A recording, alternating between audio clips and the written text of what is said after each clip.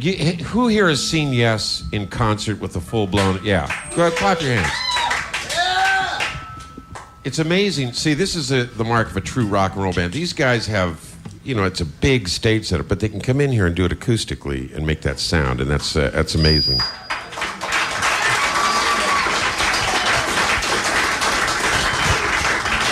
Alan, I'm looking at your drum kit here, and I know that's probably a little complicated for you, but try to follow along tonight, will you? Jesus, this guy is playing. He's got one drum and two tambourines on a beanbag chair, and he's making that noise. It's okay, absolutely wonderful being here tonight. It's good. I haven't got my arsenal with me. God bless you, brother. No, you're doing great. Okay, thanks. Let me ask you some questions about this new record. And let's start with the back row. Oh, right. Billy. The songwriting credits on here, it says that all albums written by Yes, lyrics by John Anderson. Tell me a little bit about how you guys approach writing as a band.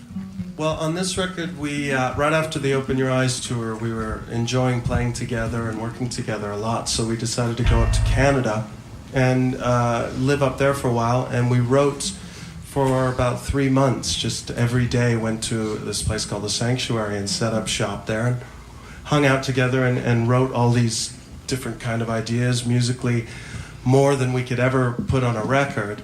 And it was at that point that Bruce Fairbairn came in and sifted through what he thought was going to be the really good stuff. But the process was really just all of us getting together and being together for, living together for 3 months. And that's difficult with Chris, isn't it?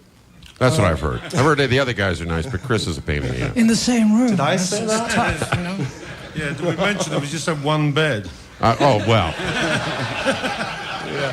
English. The English. You don't. Am I right, Billy? And the it's English. a twin. Yeah. Oh, great. That's good.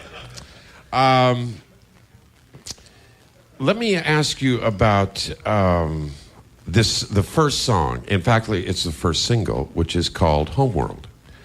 And this was written in conjunction with a computer game, yes?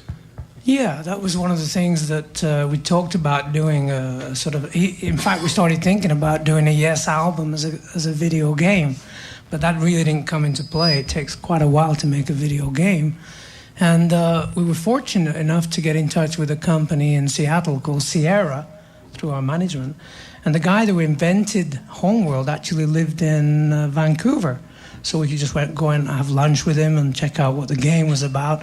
And it sort of reflected on a lot of ideas of Yes's history in some ways for me.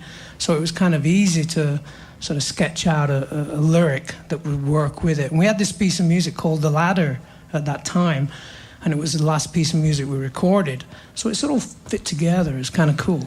And the fact that this band has been lyrically and musically so far kind of into the future for your whole career, have been waiting almost your whole life for the internet and video games to catch up with you.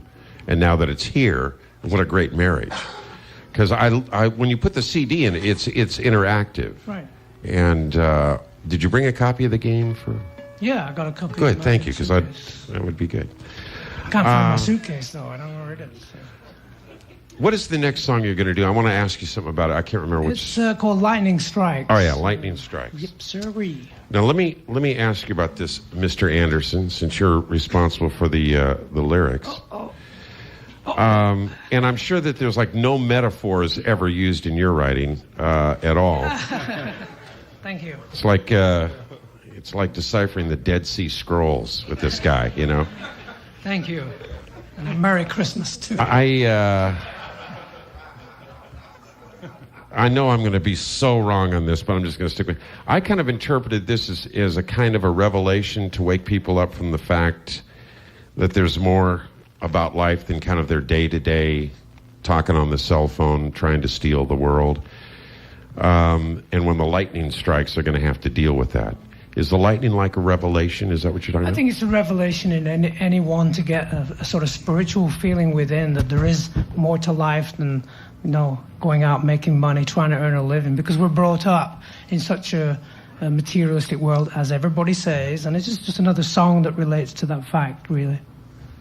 But it's well, we're going to get deeper into the spirituality question in a moment. Because I want to do that because you've done some great things in your career with that, and that's okay.